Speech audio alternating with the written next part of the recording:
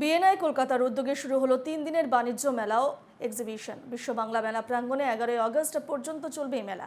দেশ বিদেশের ব্যবসায়ীরা স্টল দিয়েছেন মেলায়। উদ্যোক্তাদের আশা, শনি এবং রবিবার এই মেলায় মানুষের ভিড় বাড়বে।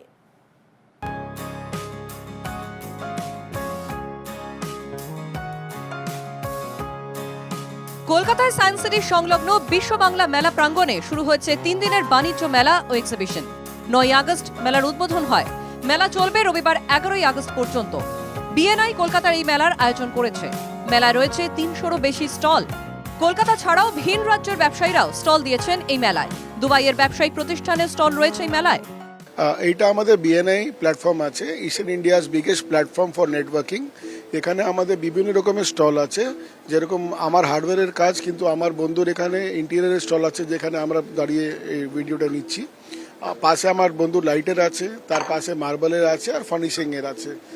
এখানে কলকাতা থেকে তো অনেক আছেই, যেহেতু এটা কলকাতা বেস্ট, কিন্তু দুবাই থেকে, বম্বে থেকে, রাজকোট থেকেও অনেকজন এসছে, যারা এখানে নিজের স্টলগুলো লাগিয়েছে।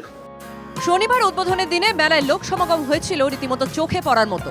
তবে উদ্যোক্তাদের আশা, শনি ও রবিবার আরো বেশি মানুষ আসবেন এই মেলায়।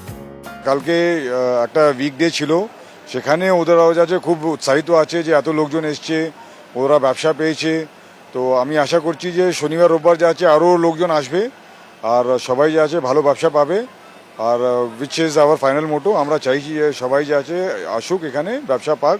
সো যদি ওটা আমরা করতে পারি, সো ওর দিকে ভালো কিছু হতে পারে না।